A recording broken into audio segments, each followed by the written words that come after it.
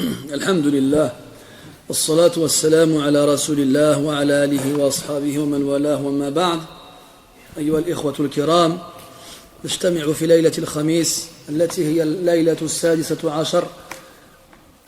عشر من شهر ربيع الأخير لعام 39 و400 وألف للهجرة، الموافقة للثالثة من شهر يناير من عام 2018 الميلادية. كالعادة نقرأ كتاب الإمام البخاري رحمه الله تعالى الذي عنوانه الأدب المفرد، وقد افتتحنا الباب 77 الذي هو بعنوان كل اليتيم كالأب الرحيم، وقرأنا منه الحديث الأول وبقي منه حديثان. Mes très chers frères, nous nous réunissons comme chaque mercredi soir afin de lire ensemble le livre écrit par l'imam al-Bukhari rahimahullah ta'ala dans le bon comportement. Et nous avons débuté il y a cela 2 semaines maintenant le 77e chapitre qui a pour titre Soit pour l'orphelin comme le père clément et miséricordieux.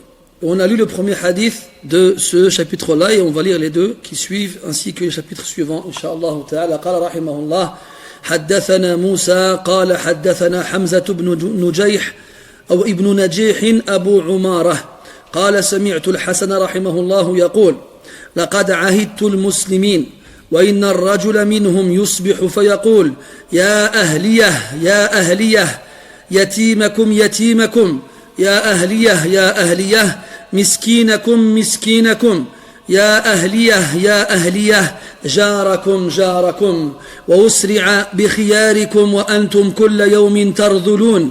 وسمعته يقول وإذا شئت رأيته فاسقا يتعمق ب30,000 إلى النار ما له قاتله الله باع خلاقه من الله بثمن عنز. وإن شئت رأيته مضيعا مريدا وفي رواية مربدا في سبيل الشيطان لا واعظ من نفسه ولا من الناس. Ici Al-Hassan al-Basri rahimahullah ta'ala dit سؤال هل الحسن البصري معدود من الصحابة؟ أحسنت، هو تابعي وليس من الصحابة رضي الله عنهم إذ لم يتح له أن يجتمع بالنبي صلى الله عليه وسلم في حياته. قلنا أن الكلام إذا كان منسوبا إلى الصحابي سمي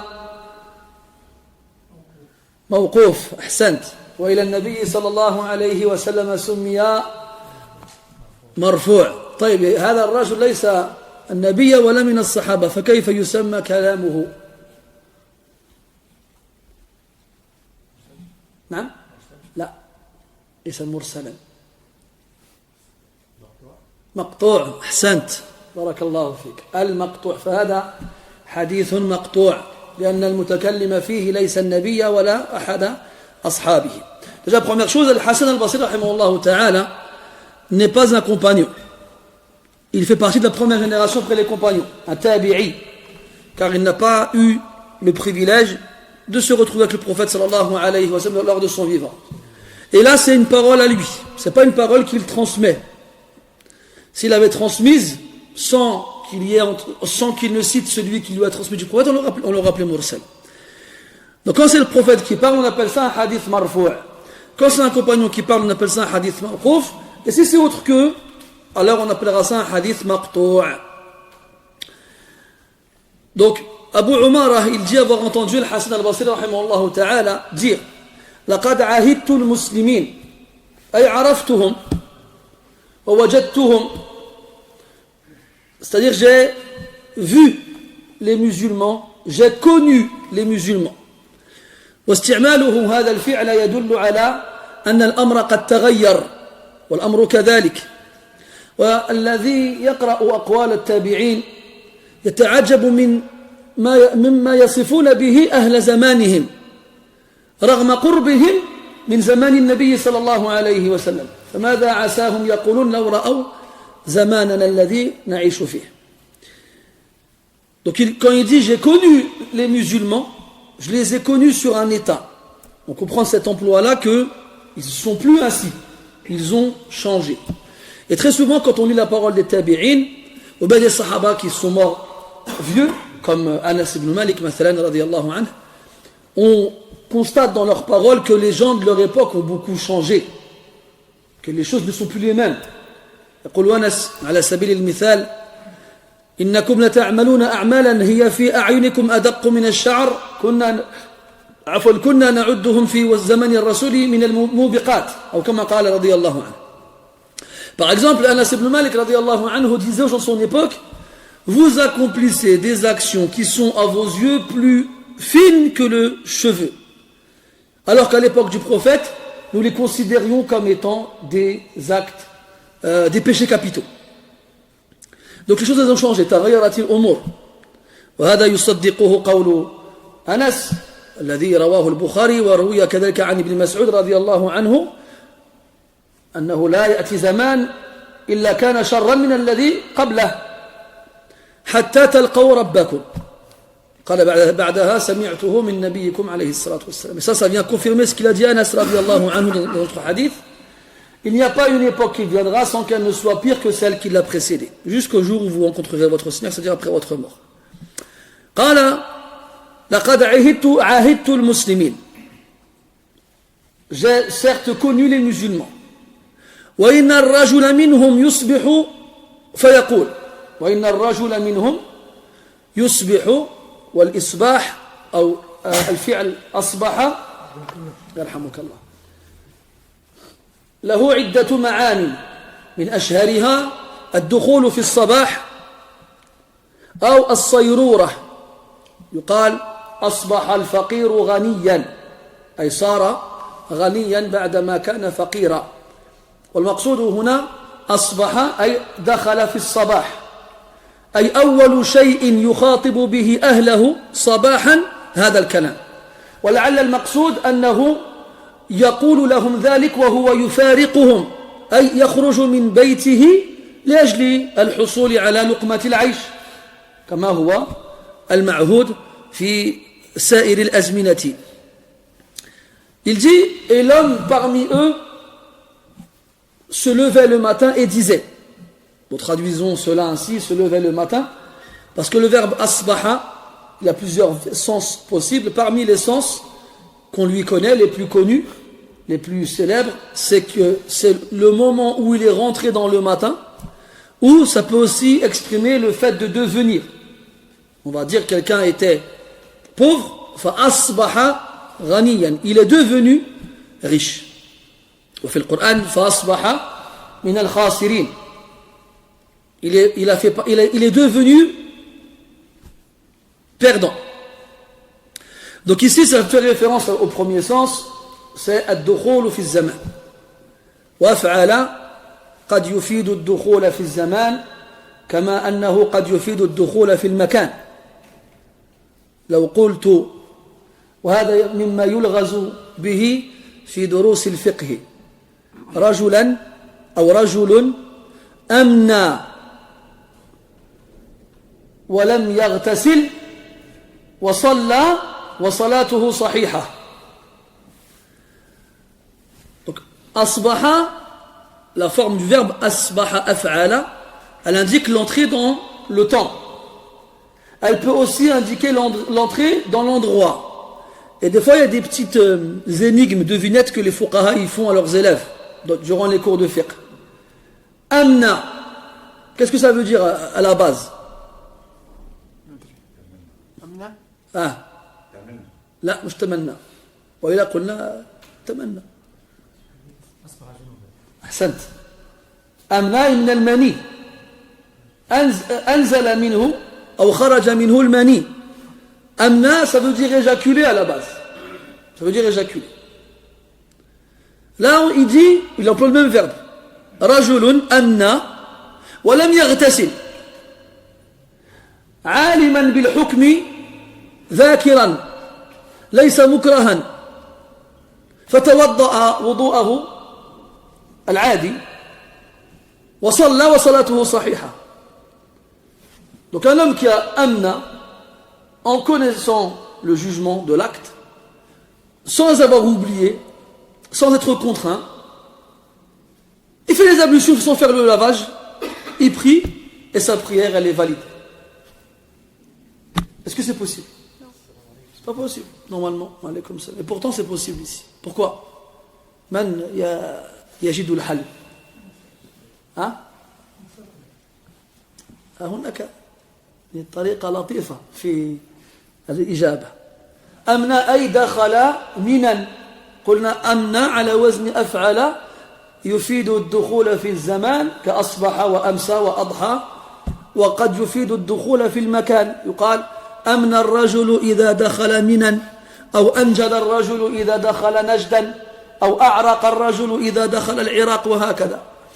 On dira ici c'est une énigme, c'est une devinette, c'est un jeu de mots. En fait ici quand on dit Amna, ça fait référence à Mina, cet endroit à la Mecque où on passe quelques nuits pendant le pèlerinage. Donc c'est un jeu de mots en fait. Ala kulli hal, asbaha, ici c'est le matin. Et là on comprend de cela que le matin, l'homme disait à sa famille ce qui va suivre. Et on comprend de cela que c'était sûrement au moment, donc c'est le premier moment de la journée, puis c'est sûrement au moment où il est sur le point de les quitter. Car à cette époque-là, le matin, l'homme sortait de chez lui pour aller chercher du travail et ramener de quoi subvenir aux besoins de sa famille pour la journée. Donc avant de partir, avant de quitter la maison, il réunissait sa famille et il leur donnait des conseils, des recommandations. ما هي تلك الوصايا؟ قال يا أهلية يا أهلية. هذا أسلوب عربي شهير وقد جاء في القرآن. قال تبارك وتعالى ما أغنى عني مالية هلك عني سلطانية وما أدراك ما هي. فهذا أسلوب عربي فقط ليس له إفادة معينة. يا أهلية يا أهلية أي يا أهلي ويا أسرتي ويا أقاربي، وما يدور حول هذا المعنى. ويكرر النداء مرتين إشارة للتوكيد والأهمية. يا أهلية يا أهلية يتيمكم يتيمكم. وقد سبق معنا أن اليتيم هو الذي يتوفى عنه أبوه قبل أن يبلغ سنة التكليف أو قبل أن يصير معدودا من المكلفين، قبل أن يبلغ. يتيمكم يتيمكم منصوب على المفعولية وفعله محذوف، تقديره احفظوا يتيمكم أو ارعوا يتيمكم أو عليكم يتيمكم أو شيء من هذا القبيل. يا أهليه يا أهليه مسكينكم مسكينكم، يا أهليه يا أهليه جاركم جاركم. اليتيم والمسكين والجار احفظوا حقوق هؤلاء، لا يدفعنكم تغيبي عنكم وخروجي من بيتكم لإهمال حقهم أو لإهمال حقهم عفوا وللتغفل عنهم ولعدم إيفاء حقهم، لا. وهذا كذلك يشعرنا أنه كان لكل واحد منهم في ذلك الزمان يتيم يكفلونه، مسكين يراعونه. أما قضية الجيران فهي واضحة. Il disait « Oh ma famille, oh ma famille ». Donc il s'adressait à sa famille avant de les quitter. Donc il quittait sa maison pour aller travailler, mais c'est comme si il n'était pas sûr de revenir. Et fi'lan, qui parmi nous, quand il quitte sa maison le matin, il est sûr qu'il rentrera le soir? ما تدري. وعبد الله بن عمر رضي الله عنهما كان يقول إذا أصبحت فلا تنتظر المساء وإذا أمسيت فلا تنتظر الصباح. Abdullah ibn Umar radiallahu anhuma disait lorsque tu te lèves le matin, n'attends pas le soir. Ne te dis pas ce soir je vais faire. Là, comment tu sais que ce soir tu seras encore vivant? Et lorsque tu atteins le soir, ne dis pas demain matin. Tu sais pas. N'attends pas demain matin, tu sais pas. C'est comme ça qu'il faisait. Ils vivaient chaque jour comme si c'était le dernier. Pas comme nous qui vivons chaque jour comme si on n'allait jamais mourir. Alors comme ils les quittaient et qu'ils n'étaient pas sûrs de les retrouver, yusunahum, il leur faisait des recommandations. L'homme qui recommande sa femme et ses enfants, et même des fois la femme et les enfants qui recommandent l'homme qui les quitte. كما مر معنا أن رجلا من السلف غادر بيته فتلقته زوجه بالباب ومعها أطفالها فقالت له وهو يفارقهم ويودعهم يا عبد الله اتق الله فينا ولا تطعمنا إلا من الحلال فإنا نصبر على الجوع ولا نصبر على النار. Comme cette histoire où un homme était sur le point de quitter sa maison et sa femme et ses enfants l'ont accompagné jusqu'à la porte. Et alors qu'il les quittait, elle lui a dit: oh Abdallah, crains Allah en nous et ne nous nourrit qu'avec du halal, du licite, car on peut faire face à la faim, on peut patienter dans la faim, mais on ne peut pas patienter face au feu de l'enfer. Ya ahliyah, yatimakum, yatikum, votre orphelin, votre orphelin.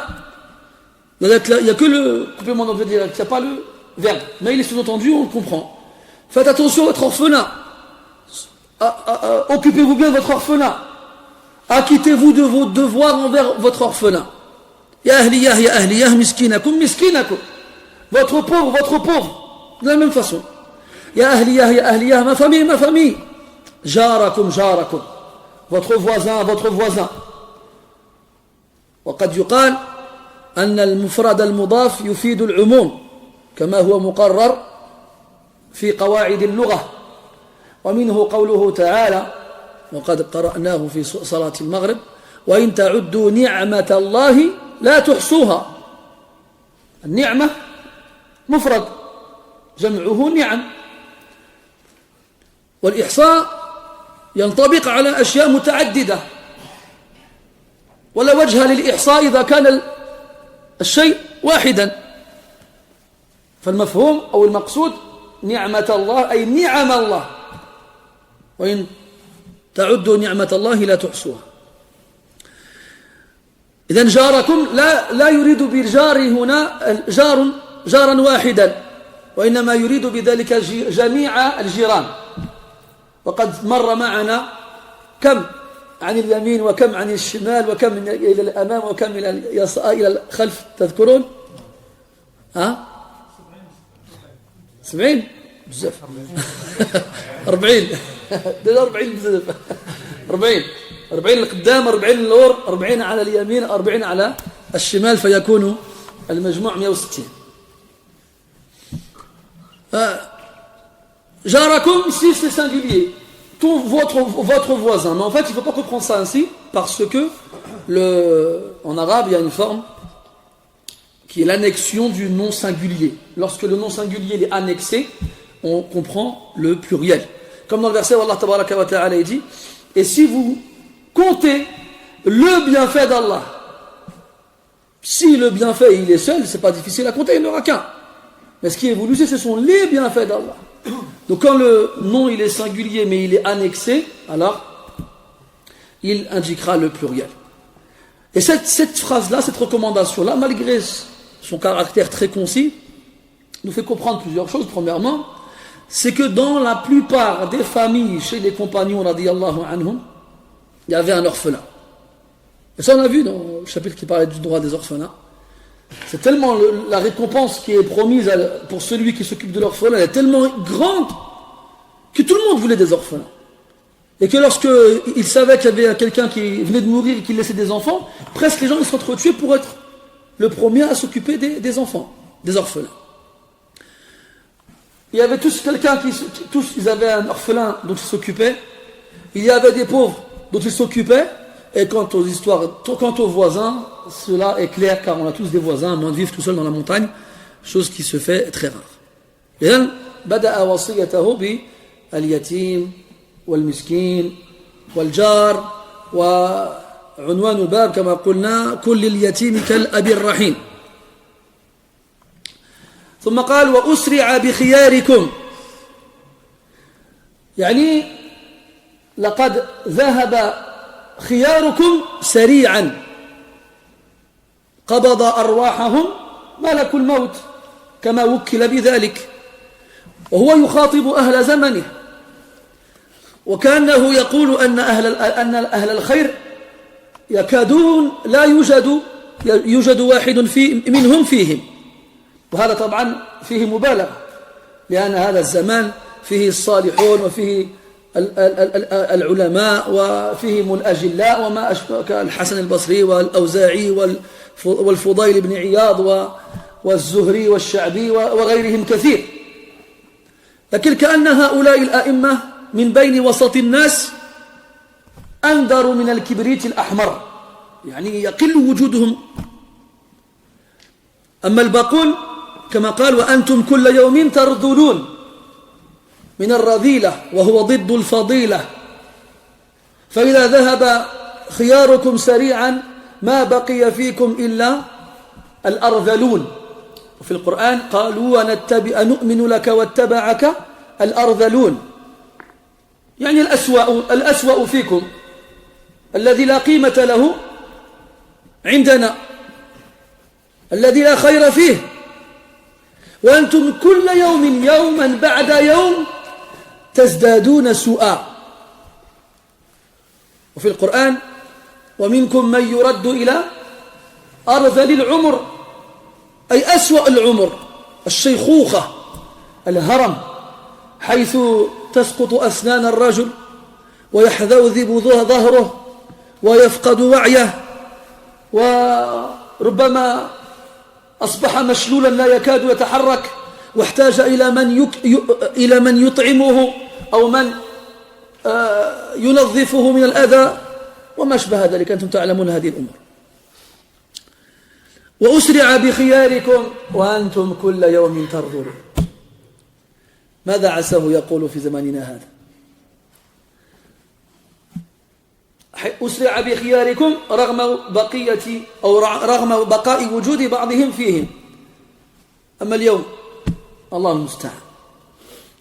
وأنا هكذا قلت لكم مرارا أن السلف وهم يشهدون واقعهم بأم أعينهم يرون هذا، يرون أن الناس كل يوم يرذلون ويقولون هذا في كلامهم، لعل هذا يدفع الناس إلى أن يصلحوا أنفسهم وأن يتحسنوا وأن يتوبوا مما هم فيه من النقص.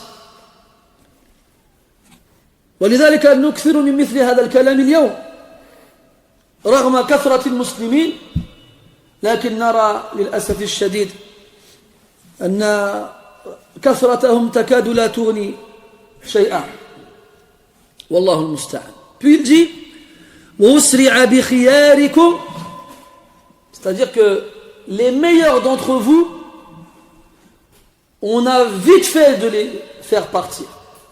Rapidement, on les a fait partir. Usri'a, de sari', ça veut dire être rapide. Là, il faut remettre la parole dans son contexte. C'est le Hassan al-Basri, rahimahullah ta'ala, quelqu'un qui a côtoyé des compagnons.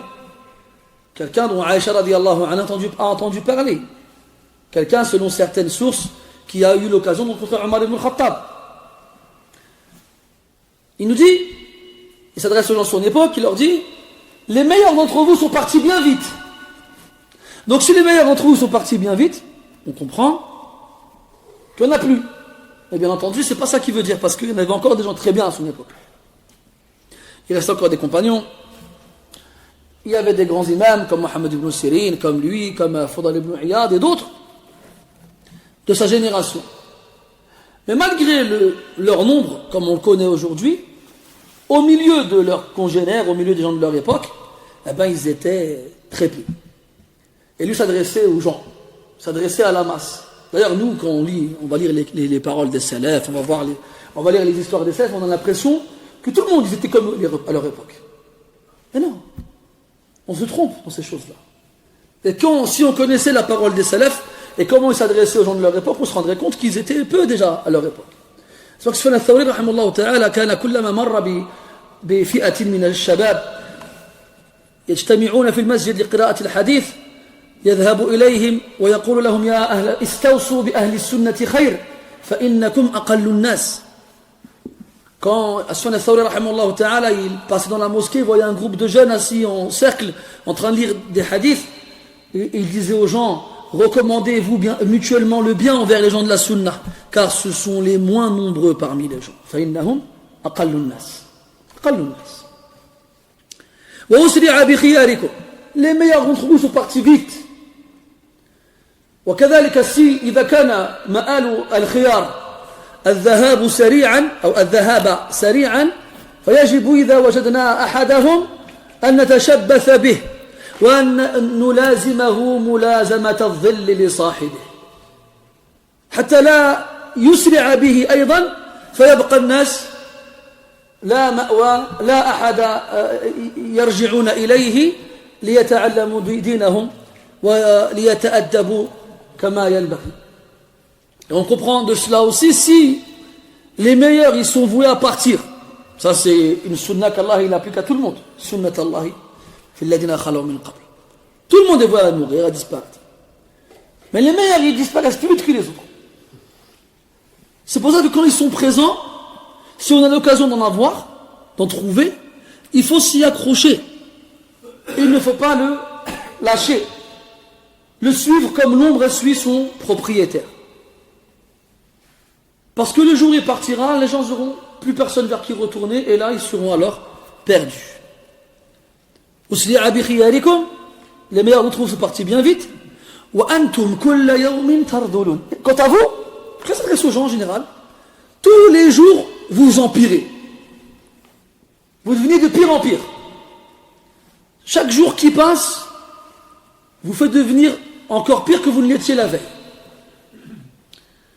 Et le mot ardhal, le verbe ici, radhala, c'est s'empirer, s'avilir, devenir mauvais. Et dans le Coran, on retrouve ce mot-là dans différents contextes. Lorsqu'Allah Ta'ala, il nous dit qu'on passe par plusieurs étapes. Donc on est une goutte de sperme, puis un caillot de sang, puis un embryon, puis un fœtus. Ensuite, on est des enfants. Ensuite, on est mature, puis on vieillit. Après, donc Allah Ta'ala, il récupère parmi nous certains à telle époque, certains à d'autres.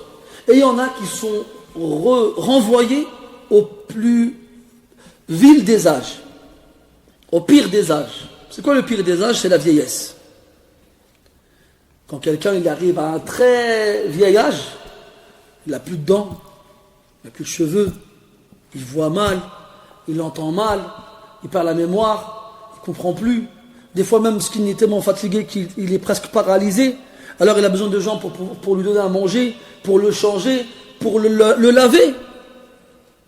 Et ça me rappelle quoi ça? Ça te rappelle quelque chose toi? Ça te rappelle rien du tout? Et toi? Non? Hein?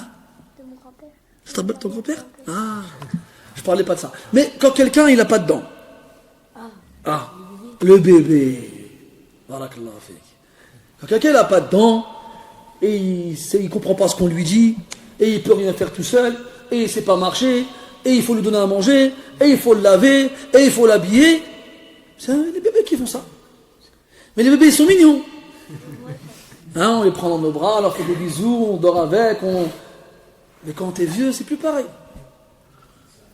Quand ton bébé est né, t'es content. Même quand ta femme elle est enceinte et qu'elle est bientôt sur le point d'accoucher, t'attends chaque jour avec impatience que l'enfant il sorte, il naisse, et ça y est.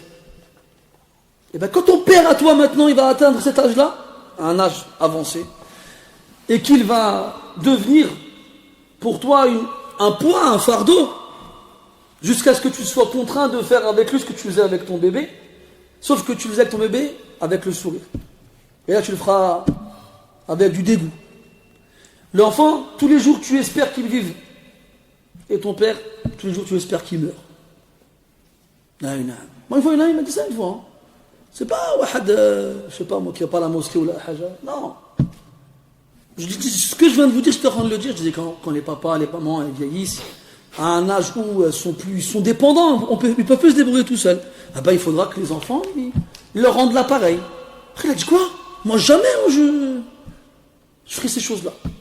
Subhanallah, et comment tu feras ton père si jamais, qaddar Allah, ton père il en a besoin, je paierai quelqu'un pour le faire. Wallah, ajib. Moi je dis, khoya, kama tadinu tudan. Faut pas oublier ça. Faut pas oublier ça.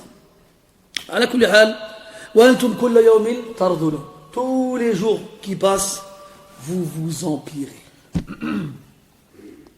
Donc si les meilleurs ils sont partis, bien vite, et ceux qui restent, plus les jours y passent, plus leur cas est grave, comment faire? Donc les premiers, avant de partir de chez eux le matin, ils réunissaient leur famille, ils leur disaient faites attention aux orphelins, faites attention aux pauvres, faites attention aux voisins. Mais ils sont partis vite, parce que peut-être qu'ils ne le faisaient pas eux, ça. Quand ils partaient le matin, ils disaient chérie, à ce soir, comment on fait nous? Tu veux que je ramène quelque chose? Du khobz, du lait, je fais de l'ham, je fais de... Ça y est, on se voit déjà le soir posé dans son salon devant la télé en train de zapper ou là. Eux, c'était pas comme ça. Et est-ce qu'on leur dit, avant de partir, faites attention à vos orphelins? Il n'y en a pas des orphelins dans nos maisons. Est-ce qu'on leur dit, faites attention aux pauvres? On leur dit, ouais, faites attention aux pauvres. Hein. Si t'en vois un dans un feu rouge, ferme la fenêtre. Lui parle pas, fais attention. Et on leur dit pareil pour les voisins. Fais attention aux voisins. Si vous t'envoie un ascenseur, descends, laisse-le partir tout seul, on ne sait jamais. هكذا كانوا وهكذا نحن. وسمعته يقول هذا دائما أبو عمارة. وإذا شئت سمعته يقول السامع هو أبو عمارة والقائل هو الحسن رحمة الله عليهما. وإذا شئت رأيته فاسقا يتعمق ب30 أهلا إلى النار 30,000 عفوا إلى النار. يقول وإذا شئت، هذا يدل على كثرة وجود هذا الصنف من الناس الذي يتكلم عنه. وإذا شئت رأيته ذلك الفرد من تلك الجماعة التي كل يوم يرذلون رأيته فاسقا، قلنا الفاسق هو الخارج عن طاعة الله، والمقصود هنا رجل سيء فاسق يتعمق ب30,000 إلى النار، يعني هو مصيره جهنم في قعرها وعمقها. يقول يتعمق يعني يصل إلى عمق جهنم والعياذ بالله. وكما تعلمون جهنم لها دركات، فدركات جهنم تذهب سفلى، فكلما ازداد شر الإنسان كانت دركاته سفلى. يقول رأيته فاسقا يتعمق ب30,000 إلى النار، ما يمشيش بوحده لجهنم والعياذ بالله، ما يتعمقش بوحده في قعر جهنم، لا، يأخذ معاه يديه معاه 30,000. فعندك نوعان من الفساق: الفاسق الذي فسقه قاصر عليه لا يتعدى إلى غيره، والنوع الآخر هو الفاسق الذي فسقه متعد، يعني يصل إلى الغير، وهذا يكون سببا في أن يصبح الناس فساقا، فيدعوهم إلى ما هو عليه من الفسق، يزين لهم السوء، يزين لهم الباطل، يزين لهم الحرام، فيصدقونه ويؤمنون به ويتبعونه، وما النتيجة؟ أنهم جميعا في عمق جهنم والعياذ بالله. يقول وإذا شئت، ما معنى قوله وإذا شئت؟ يعني أنهم في ذلك الزمان إذا شئت أن تنظر إلى فاسق يتعمق ب30,000 إلى النار فالأمر يسير، ما عليك إلا أن تخرج من بيتك وأن تلقي نظرة عن يمينك أو عن يسارك أو أن تطوف في البلاد، الأمر هين أن تجد مثل هذا في زمانهم. و30,000 بالنسبة لليوم قليل. اليوم لا نبالغ لو قلنا 30 مليونا، لا سيما مع استخدام الوسائل الاجتماعية الحديثة التي يعرفها الصغير قبل الكبير. ما له قاتله الله باع خلاقه، الخلاق هنا بمعنى النصيب، فمن الناس من يقول ربنا آتنا في الدنيا وما له في الآخرة من خلاق، وما له في الآخرة من خلاق أي من نصيب، ونصيب المرء من الآخرة هو الجنة، فإذا لم يكن له نصيب أو خلاق من الآخرة دل ذلك على أنه من أصحاب النار والعياذ بالله. يقول هذا باع خلاقه من الله بثمن عنز، أي بثمن بخس قليل، وهذا يدل على أنه كان على الهدى وكان على الصراط المستقيم، فاستبدل الهداية بالغواية وآثر الضلال بعد أن كان من أصحاب الخير، ولم يقتصر على ذلك بل أخذ معه هذه الكمية الكبيرة. Puis, Abu Umar a une autre parole de Hassan al-Basri rahimahullah ta'ala, il dit, et si tu veux, tu le verras, ce fasiq. Le fasiq, c'est celui qui sort de l'obéissance d'Allah subhanahu wa ta'ala. Ça, c'est la définition de base. Genre de fasaqa qui veut dire sortir. ومنه قوله تعالى ففسق عن أمر ربه. فسق.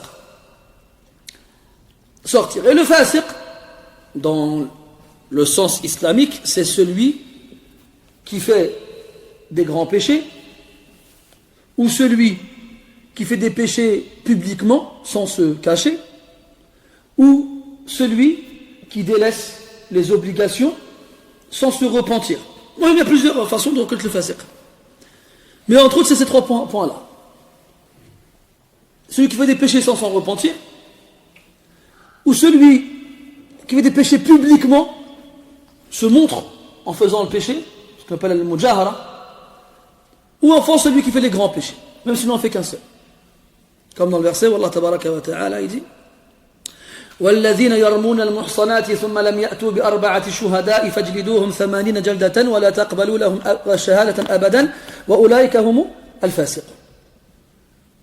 À ceux qui accusent à tort les femmes chastes de fornication sans apporter de témoins, alors ils doivent être fouettés 80 fois et on ne doit plus accepter de leur part le moindre témoignage. Et ce sont eux les fasiqun. C'est celui qui se repent. إلا الذين تابوا من بعد ذلك وأصلحوا فإن الله غفور رحيم. على كل حال, lui dit, si tu veux, tu vas voir un fasiq qui va s'enfoncer profondément avec 30 000 en enfer. 30 000 quoi? 30 000 personnes va s'enfoncer en enfer parce que, comme vous le savez, en enfer, il y a des degrés qui vont du plus haut au plus bas. Donc, si vous voulez, le niveau 0, c'est le premier niveau de l'enfer. Puis, on y descend en fonction du mal qui a été fait. Plus la personne elle est mauvaise, plus elle occupera un degré profond. Là, il dit ce fasiq-là, dont il parle à Hassan al-Basri, il s'enfoncera profondément avec 30 000 personnes. C'est-à-dire que ce fasiq-là ne va pas se contenter de partir en enfer tout seul, mais il va emmener avec lui 30 000 personnes.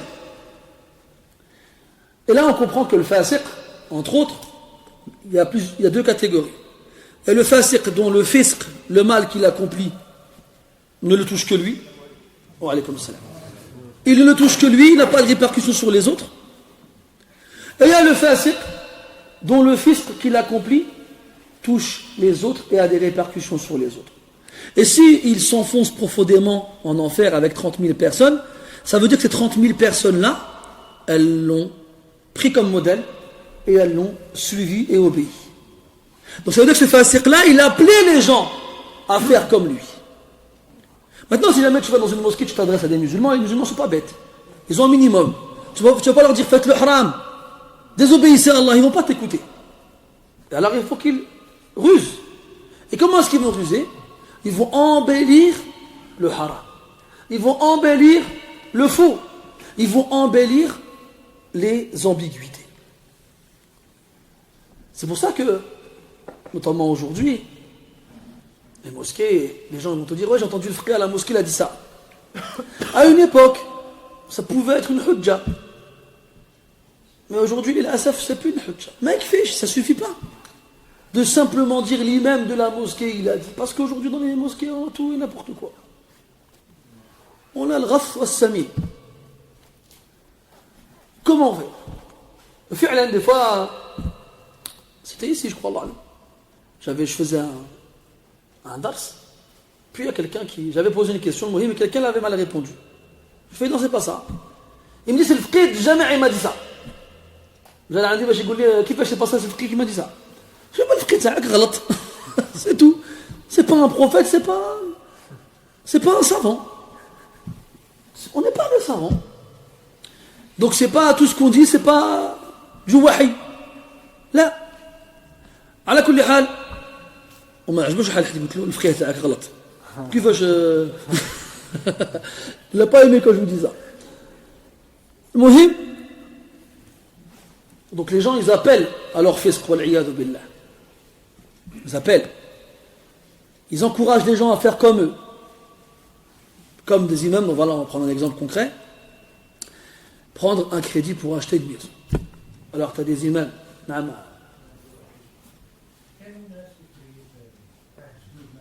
Aya? Ah? Aya?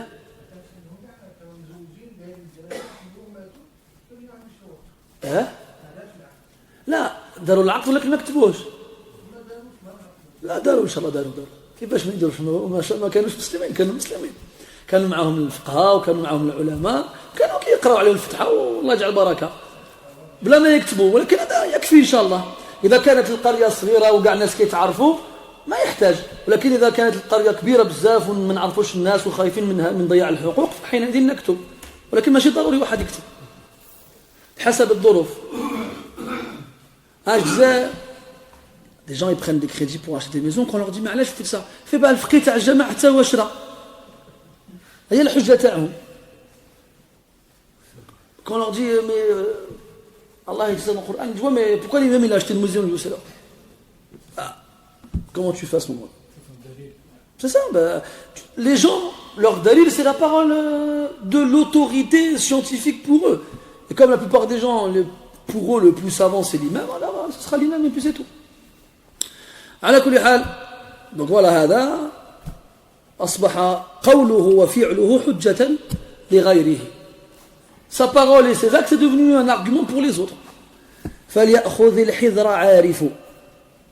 Faire attention à penser ça alors. على كل حال هذا في زمانه. À leur époque il y a les 30 000. Et il dit si tu veux tu le trouves. Pour montrer comme quoi c'est des gens qui sont présents, ils sont là. Si tu veux trouver un fasiq qui emmène 30 000 personnes avec lui en enfer, tu le trouves. Ça veut dire quoi? Il y en a beaucoup. Il nous dit usri'a bi khiyarikum wa antum kulla yawmin tardulun. Et la phrase d'après nous dit quoi? Wa idha shi'ta ra'ayta fasiqan yata'ammaqu bi 30,000 ila an-nar. C'est agib ça. À une époque où quand même il y avait le khayr, il y avait la sunna, il y avait les ulama, il y avait les tabi'in. Qu'est-ce qu'on doit dire aujourd'hui alors? C'est pas 30 000 qui ramènent avec lui. C'est 30 millions. Surtout aujourd'hui avec les réseaux sociaux. Vous voyez, aujourd'hui, il y a des gens, ils ont des chaînes YouTube, ils ont des chaînes, des comptes Twitter ou autres. Ils ont des millions de gens qui les suivent. Mais n'importe quoi, ce qu'il veut, j'ai mangé des cornflakes ce matin. Tout le monde dit, ouais, on mange des cornflakes ce matin, super. Tout ce qui leur passe par la tête, ils le mettent. Et jusqu'à aujourd'hui, حتى هذا أمر مرعب حيث أصبح قدوة الناس اليوم في أناس لا خير فيهم. والله عجيب. بكري كان الأبطال أناسا فيهم صفات محمودة. الشجاعة والقوة واللين والحكمة والرأفة وما أشبه ذلك والحلم. اليوم ما تدري والله ما تجد في هذا صفة يحمد عليها. Regardez aujourd'hui les modèles de la jeunesse.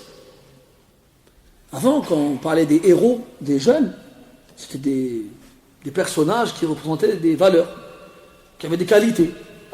Courageux, braves, vaillants, forts, intelligents, sages, doux. J'en passais d'autres. Aujourd'hui, il sait jongler avec 2 balles. Il met des têtes dans la lucarne. Ou bien elle a gagné une émission de télé-réalité. C'est ça les héros de la jeunesse aujourd'hui. Tu sais même pas toi comment réussir à trouver une qualité en lui. Tu vas voir quelqu'un, tu te dis c'est qui ton héros préféré. Il va dire tel joueur de foot. Pourquoi? Qu'est-ce qui te plaît en lui? Il joue grave bien. Oui, mais jouer bien au foot, c'est pas une qualité. Ça sert quand tu joues au foot, mais quand tu joues pas au foot, ça sert à rien. À l'école, ça va t'aider à avoir des bonheurs de jouer bien au foot? Ben non. Et au travail, ça va t'aider à gagner beaucoup d'argent. Bon, si t'es footballeur, ouais. Mais si tu l'es pas, ça sert à rien. Tu peux voir ton patron le matin au bureau, je peux te mettre un petit pont, il va pas te rajouter 10 000 euros dans ta paye pour ça. Donc quand tu vois les héros de la jeunesse aujourd'hui, tu comprends pas. Voilà. Encore, quand on avait une certaine époque, les années 70-80, on avait les films chinois, le kung fu, il se battait bien, ça, il est trop fort, il peut tuer 10 personnes. Il est fort. Ça t'as envie d'aller sortir et d'apprendre à faire du kung fu, de faire du sport, là ça sert à quelque chose. Mais l'homme, ça sert à quoi?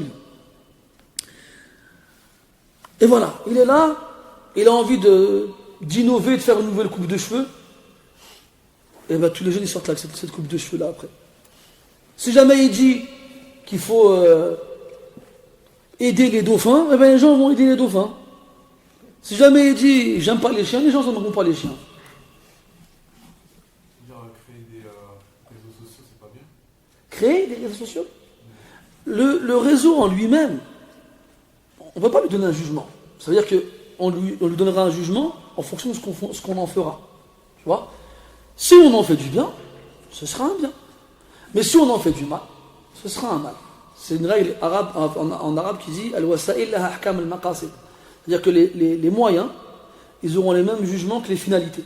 Si le moyen qu'on utilise, on s'en sert pour faire du bien, alors il sera bien. Si on s'en sert pour faire du mal, alors il sera mauvais. Et malheureusement, même s'il y a des bonnes choses, des fois dans les réseaux sociaux, il y a des gens qui envoient des rappels, des hadiths, des paroles de savants, des sagesses, c'est bien. Mais c'est une goutte dans l'océan de bêtises qu'il y a autour.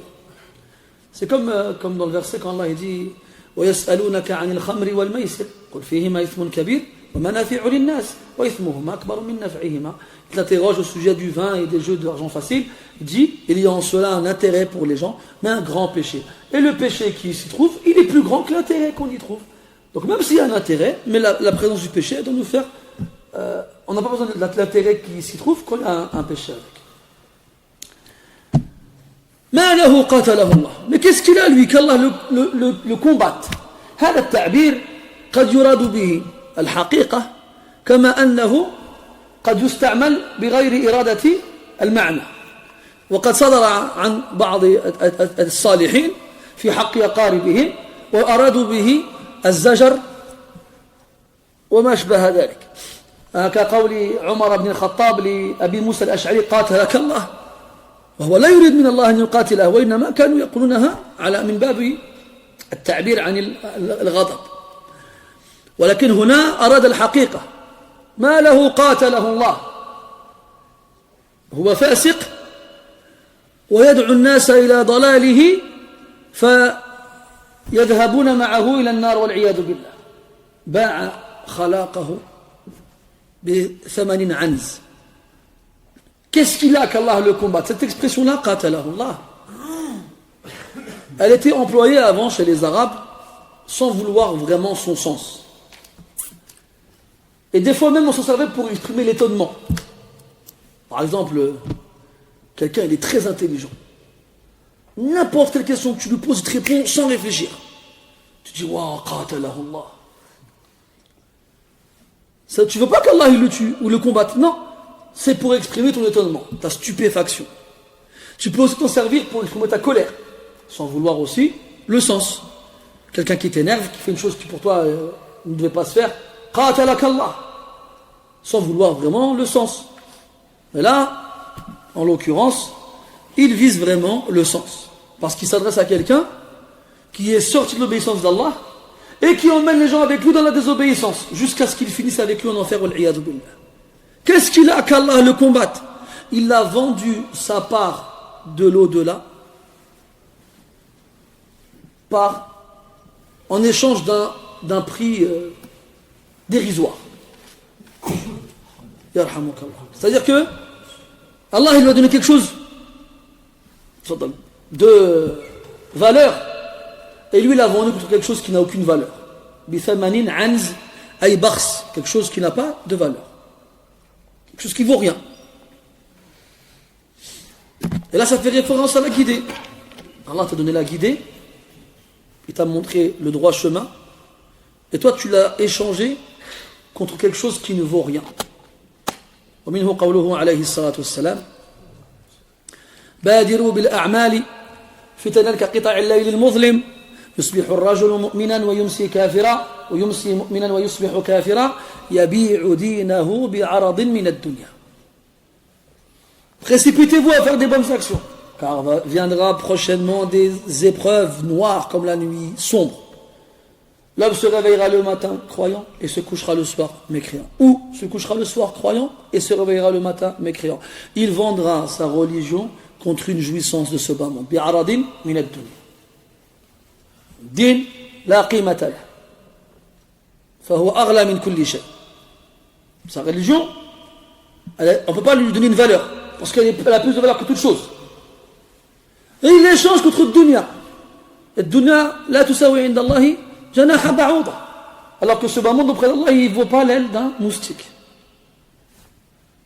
Donc il a remplacé, il a vendu ce qu'il a de plus cher pour ce qui n'a aucune valeur. Et hada, il a vendu la guidée contre l'égarement, contre quelque chose qui ne vaut rien. وإن شئت رأيته مضيعا مريدا ولعل هذا تصحيف والأصح مربدا أي متغيرا في سبيل الشيطان.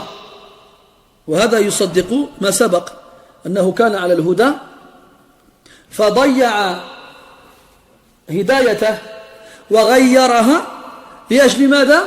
لأجل اتباع سبيل الشيطان.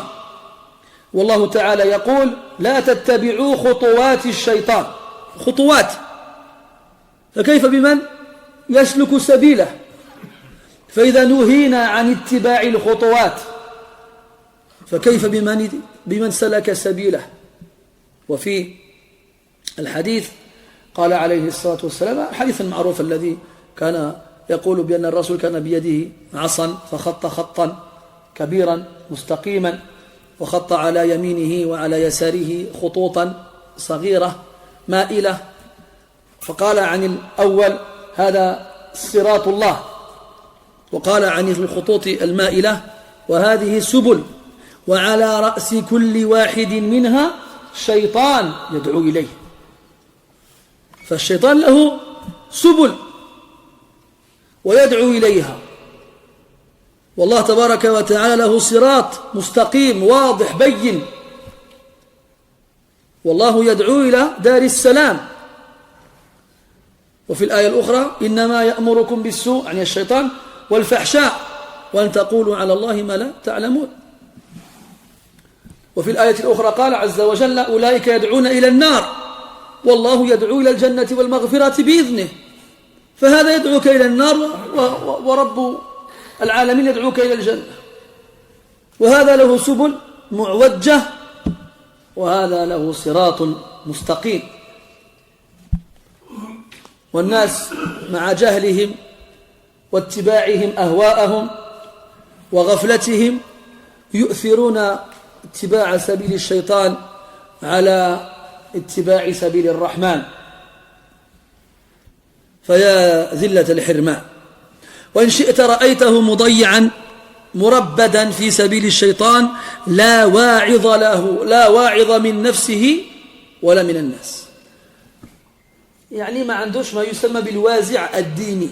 الوازع هو ما يدعوك في نفسك إلى الخير، ما يدفعك إلى الطاعة، والمؤمن له وازع يدفعه إلى الخير وهذا الوازع يقوى بتقوية إيمانه فكلما قوي إيمانه قوي وازعه والعكس بالعكس والذي لا وازع له من نفسه في حاجة إلى وعظ غيره وينبغي للمرء أن يمتحن نفسه وأن يصغي هل له من نفسه ما يدفعه إلى الخير فإن لم يكن له ذلك يجب أن يبادر إلى أن يلتمس من يعظه من يذكره بربه من يدفعه إلى تعظيمه من يخوفه عقابه من يشجعه على القيام بالعمل الصالح ويزجره بالتخويف من العمل الطالح وهكذا فهذا لا واعظ من نفسه ولا من الناس ليس له في نفسه ما يدعوه إلى الخير ولو سمع الناس يدعونه إلى الخير فلا ينتفع بهذا الدعاء فلا خير فيه البتة puis il dit et si tu veux tu vas le trouver qui a gâché et changé dans le chemin de Shaitan. Il a gâché quoi? La guidée qu'Allah lui a donnée. Il a changé quoi? Il a changé la droiture contre l'égarement. Et il se retrouve dans quoi? Dans le chemin de Shaitan. Allah dans le Coran, il nous interdit de suivre les pas de Shaitan. لا تتبعوا خطوات الشيطان قراءة بضم الطاء وبتسكينها خطوات وخطوات ne suivez pas les pas de Shaitan si tu marches dans la rue et tu vois des pas tu sais pas il t'emmène où tu es curieux je me demande où ça mène ces traces alors tu te mets à les suivre tu regardes par terre sans regarder devant toi jusqu'à être face à un trou et tu tombes dedans.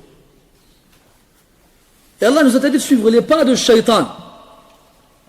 Et ces pas-là amènent au chemin de Shaitan. Parce que Shaitan aussi, il a des chemins qui mènent vers lui. Il n'y en a pas qu'un seul. Dans le hadith d'Abdullah ibn Mas'ud, si je ne me trompe pas, radiyallahu anhu, où il nous dit que le prophète sallallahu alayhi wa sallam, il avait un gros bateau. Avec ce bateau-là, il a tracé un gros trait par terre, droit. Ça, c'est le chemin d'Allah. Puis à droite et à gauche de ce trait-là, il a tracé des traits petits, comment on dit, penchés. Et ça, ce sont les chemins de Shaitan. Et à la tête de chacun d'entre eux, il appelle les gens vers lui. Et dans le Coran, Allah Ta'ala nous dit cela aussi. En parlant de Shaitan, vers quoi il nous appelle? Il vous ordonne le mal et la turpitude. Donc que vous disiez sur Allah ce que vous ne savez pas. Ou encore, ceux qui suivent Shaitan aussi ils appellent vers l'enfer. Quand Allah Ta'ala parle de ces gens-là, il dit ils appellent vers l'enfer. Et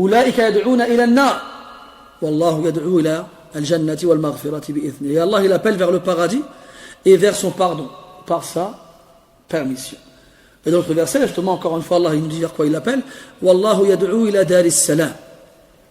Et Allah il appelle à la demeure de la sécurité, le paradis. T'as mal au genou?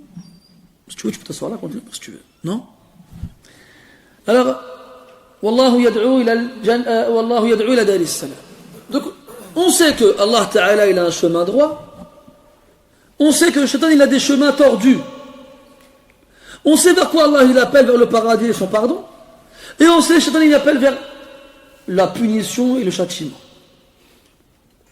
كمثل الشيطان إذ قال للإنسان اكفر فلما كفر قال إني بريء منك إني أخاف الله رب العالمين فكان عاقبتهما أنهما في النار خالدين فيها وذلك جزاء الظالمين. C'est comme le Shaitan lorsqu'il dit à son compagnon allez renie ta foi mais crois.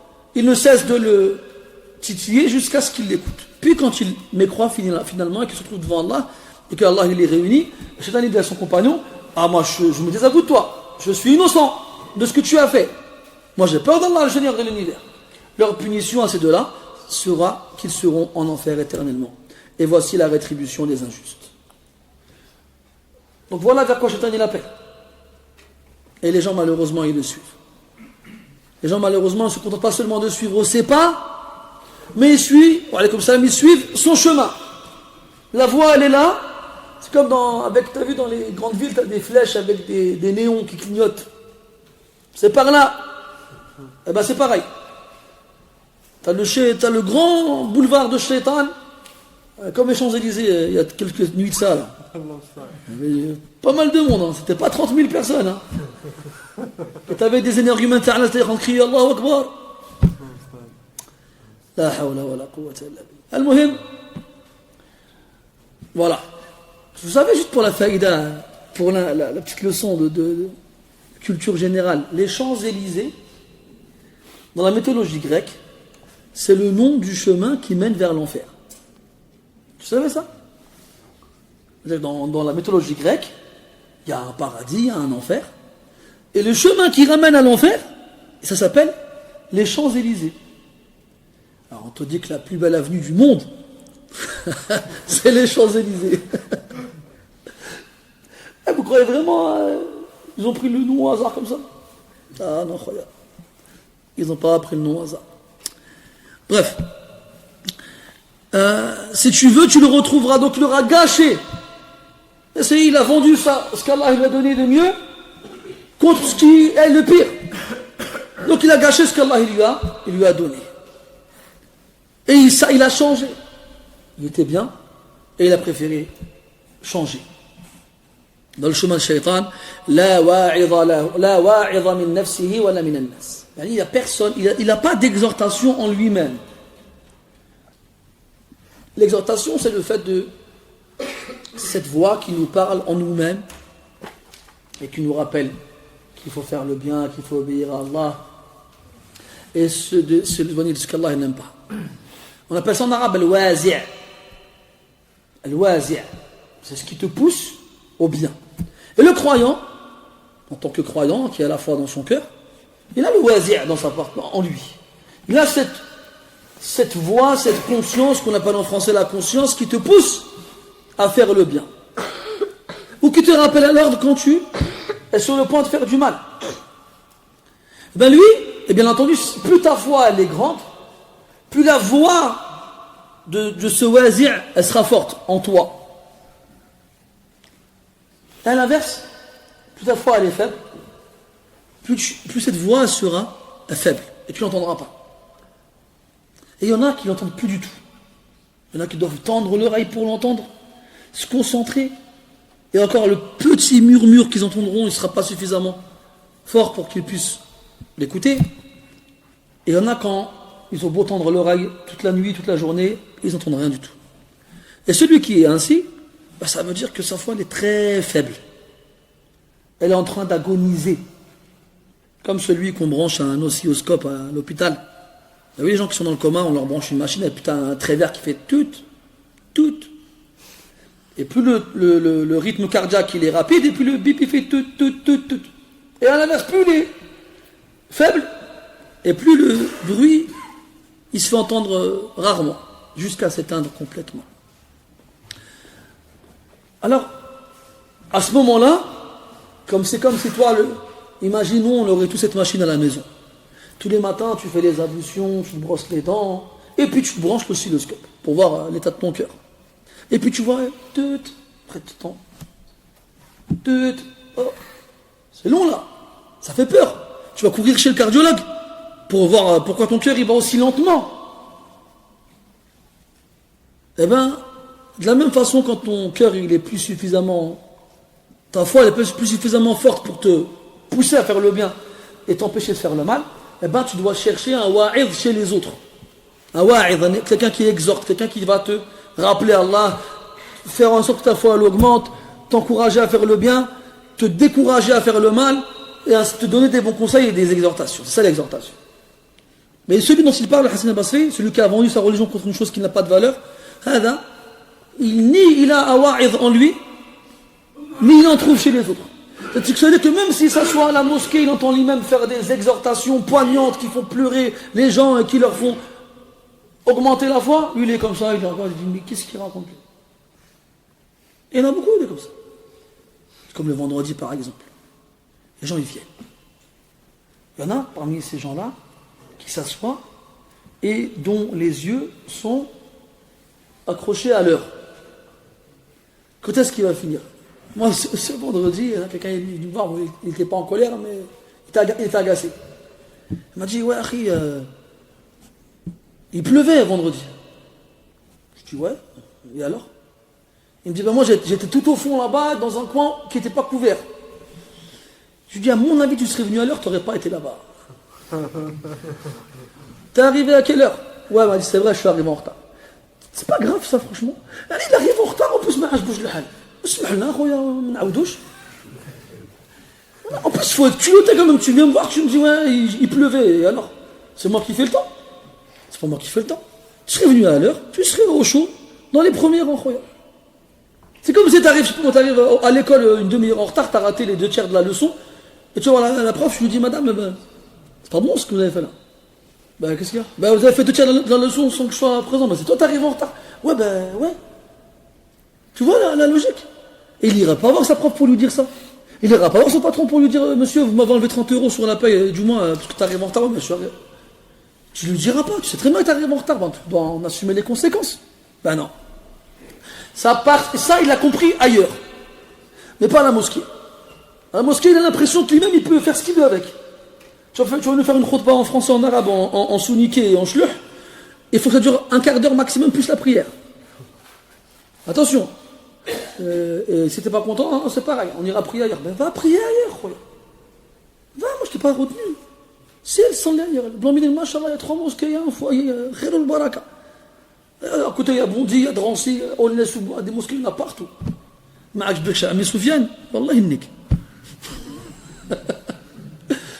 المهم la wa'idha. Donc toi tu es là en train de dire taqullah, l'enfer, le paradis, de la résurrection, tu vas mourir, tu vas dans ta tombe, tu vas te faire interroger par des anges, ils vont soit te punir, soit te récompenser.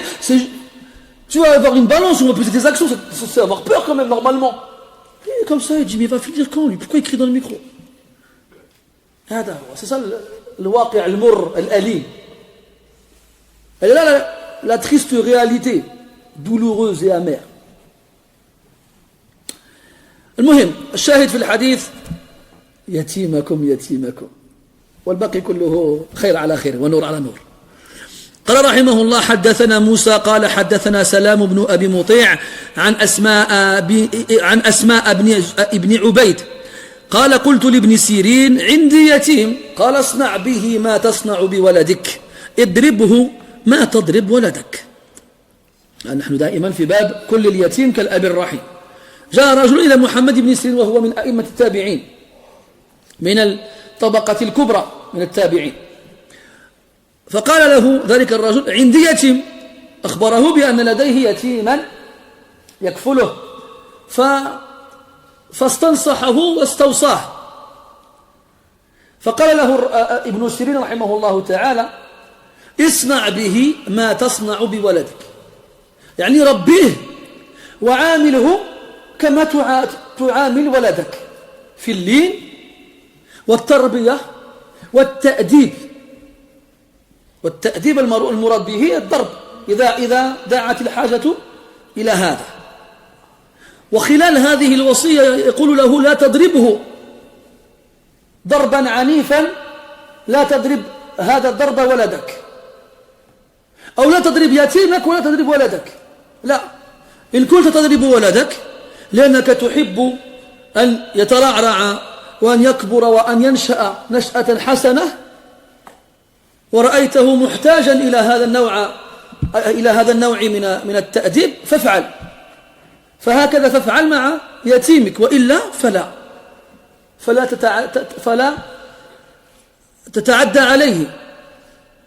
اليتيم فقد أباه، فهو في حاجة إلى الرحمة والرأفة والحلم واللين، ليس في حاجة إلى الضرب والعنف والشدة. لا سيما إذا كان ذلك اليتيم بين أطفال يجدون من قبل أبيهم رحمة ولين ومثل هذا فيزداد حزنه على حزنه فيزداد حزنا عفوا على حزنه. Il y a un homme qui est venu voir Mohammed ibn Sirin rahimahullah ta'ala, qui faisait partie lui aussi des prédécesseurs de la première génération après les compagnons, et qui lui a dit: j'ai chez moi un orphelin.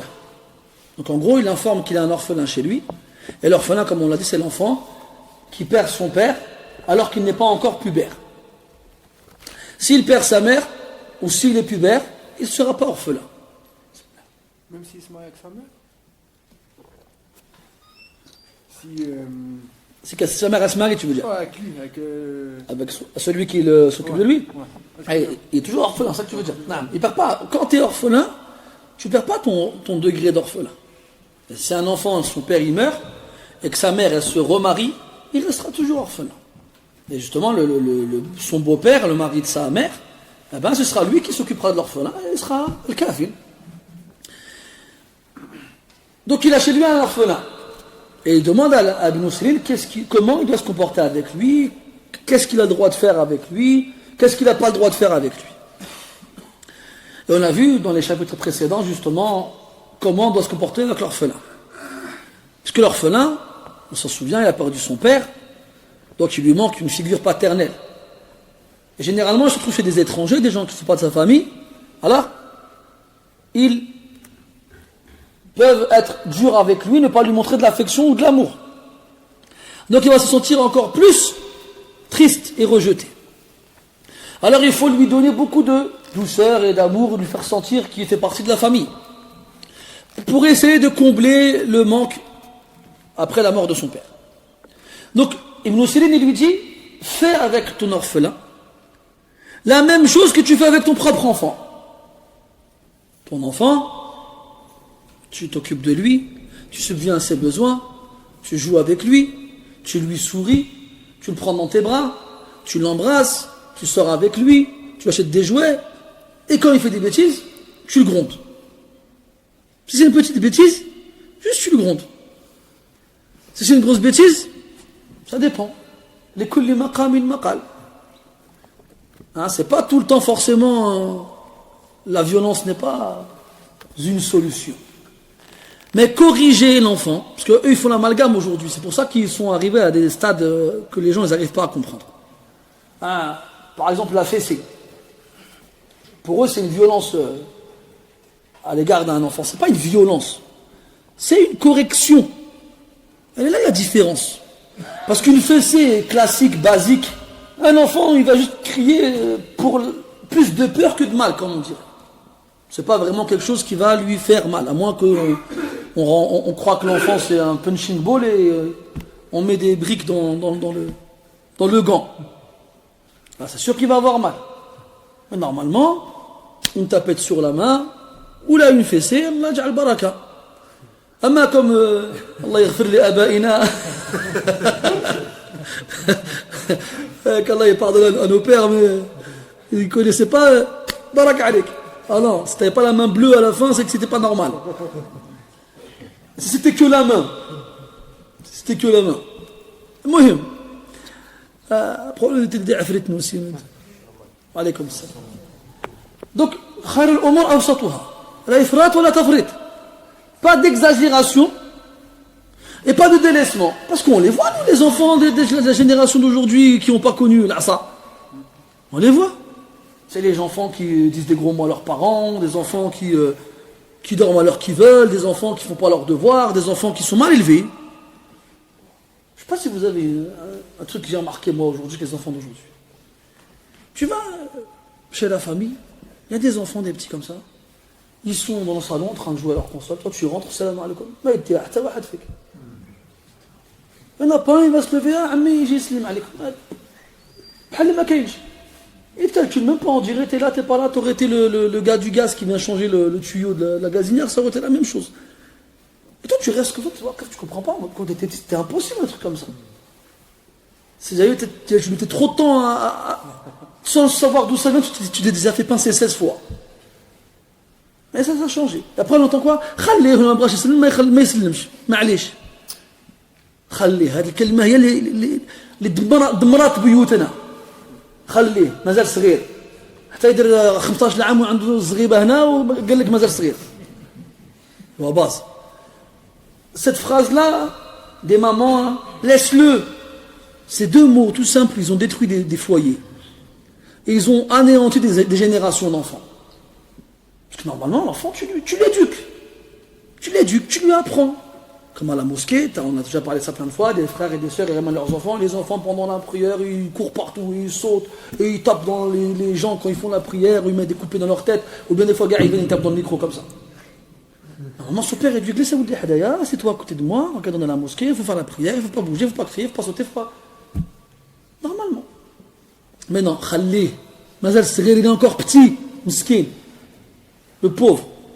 Et après, il grandit jusqu'à ses 15 piges, il a ses boutons d'acné, il a ses poils qui commencent à pousser ici. Mazal Srir. Jusqu'à quand, Mazal Srir, chez vous? Jusqu'à quand? Ouais, Malika, c'est ça. Malikatul Adab, ouais. Malikatul Adab. Et à la kulli hal, tarbiya. Non, il ne faut pas taper les enfants et tout ça. Oui, il ne faut pas les violenter, on est tous d'accord là-dessus. Là, il ne faut pas violenter un enfant c'est fragile, un enfant c'est petit, un enfant c'est faible. Allah ça peut aller vite. Hein. On a déjà des exemples comme ça. Hein. يحكي لي الوالد في زمان كان صغير كانوا يمشيو للجامع والفقيه واحد خطره ضرب واحد الدري واحد التيول اليابس ضرب فيه حتى قتلو مات. Mon père il me raconte quand j'étais petit j'allais à la mosquée pour apprendre le Coran, là-bas c'était monnaie courante, le faqih, l'imam, il tapait les enfants qui apprenaient pas. Et ils avaient une sorte de tuyau sec. Je sais pas si vous avez déjà écouté ce tuyau là. Oui. Moi c'est nous on n'habite pas ici et c'était il a dit que les poules d'arabe parce qu'il y en avait un, il a pris un tuyau, quand il faisait des bêtises, il les foutait. Ben voilà. Ben à l'époque ils n'avaient pas le choix. Parce que là aujourd'hui tu as vu le petit il veut plus aller au cours d'arabe, il va plus au cours d'arabe. Mais à l'époque il n'avait pas le choix, c'est le Tqra yallah. Va aller à l'école arabe. Et mon père il me racontait quand il était petit, ça fait 70 ans. Il y avait un enfant dans leur classe qui n'avait pas appris. Alors le frère il demandait comme ça, il demandait à deux grands du groupe d'attraper l'enfant. Et il le retournait, et puis lui tapait sur les pieds comme ça, ou là sur le dos. Et une fois il a tellement tapé que le petit il est mort. Il est mort. Ah, c'est des enfants, c'est pas des adultes. Un adulte, ben là, tu peux le tuer en frappant. Comment tu vas pas tuer un enfant en le frappant? Donc bien sûr que personne n'est d'accord avec ces préceptes-là et ces procédés-là. À une correction dans la limite du raisonnable, c'est-à-dire dans le juste milieu, il n'y a pas d'ishkal. En plus, surtout quand l'enfant il est petit, quand l'enfant il est petit, il n'a pas besoin de grand-chose. Une tapette sur la main, une fessée, c'est fini, khalas. Pas la peine de s'acharner dessus pendant une demi-heure, wallah yatik, wallah ydirlek, wallah yaf'adlek, wallah comme on entendait souvent, oui. Quand il est mort, le petit, Ah. changer les méthodes Moi, non, je ne pas changer les méthodes. Ils ont dit Allah, ça va, astaghfirullah, on rigole, mais c'est grave. Et non, je ne vais pas changer les méthodes. Résultat de ça, la ifrat ou la tafrit. Ni on exagère, ni on est laxiste. Et la meilleure des solutions, c'est le juste milieu. Après, il y a des enfants, machallah, ils sont intelligents, c'est un fadl min Allah tabaraka wa ta'ala, ils comprennent, tu leur expliques. Et si tu expliques bien à tes enfants, tu prends le temps de leur expliquer, de leur parler, tu n'as pas besoin de les taper. Ils comprennent. S'il arrive à jouer avec une Game Boy, vous ne connaissez pas la Game Boy, vous connaissez la 3DS. S'il arrive à jouer avec une console de jeu, tu peux lui expliquer. Il faut juste trouver les mots. Il faut juste trouver les mots. Et bien, il n'a pas besoin de taper. Le prophète il n'a jamais tapé un enfant, jamais. Jamais. Le maximum qu'on lui a trouvé, c'était avec Nu'man ibn Bashir quand il lui a attrapé l'oreille comme ça. Il y avait un petit garçon, il s'appelait Nu'man ibn Bashir. Le prophète il avait des raisins. Il a donné une grappe de raisins à Nu'man, il a dit va le ramener à ta mère. Alors Nu'man il prend les raisins, il part avec. Et les raisins à l'époque, c'est comme un paquet de bonbons aujourd'hui. Alors le petit il court avec la grappe de raisins, et il voit les raisins verts, bien gros, juteux. Il dira rien si j'en prends un. Il en prend un, il le goûte, il est sucré, il est mielleux. Il fond dans la bouche comme un M&M's. Alors, il en mange un, il l'avale, il garde le goût dans la bouche. Ça se verra pas si j'en prends un deuxième. Alors il en prend un deuxième. Et là, la saveur, elle joue son rôle. 3, 4, 5, il n'y en a plus. Mince, comment je vais faire? Bon, ma mère, elle n'est pas au courant. Je vais étouffer l'affaire. Jusqu'à ce qu'on m'oublie. Les jours, ils passent. Et Nu'man, il reste dans son coin. Jusqu'à un moment, il pense que c'est bon, le prophète, il a oublié. Et l'histoire, elle est terminée. Alors, il réapparaît devant le prophète. Pourquoi tu le regardes comme ça? Il dit, Nu'man, ma fa'ala al-unqud. Qu'est-ce qu'il est devenu la grappe de raisin? Parce que le prophète, il sait que la mère de Nu'man va recevoir ça de la part du prophète, forcément, elle voudra lui rendre l'appareil. Mais ni elle a envoyé Nu'man pour lui dire merci, ni elle lui a envoyé quelque chose en échange. Il y a quelque chose qui cloche. Et là, Nu'man, il est devant le prophète, il ne fait pas lui mentir, non, je lui ai donné, ou bien. Il est là. Alors, le prophète, il lui a pris l'oreille comme ça. Il lui a juste pris, il n'a pas tiré. Il lui a pris l'oreille, il lui a dit, ya Rodar. Petit filou, petit gredin. Et Nu'man, des années plus tard, c'était un vieillard avec une barbe blanche, il racontait ça aux gens dans la mosquée à Damas. Pour vous montrer comment ça l'a marqué, alors qu'il était un petit garçon. Ça suffit pour l'éduquer. Et à partir de là, il a dit à Rodar. Rodar, ça vient de l'Ghadr. L'Ghadr, c'est la trahison.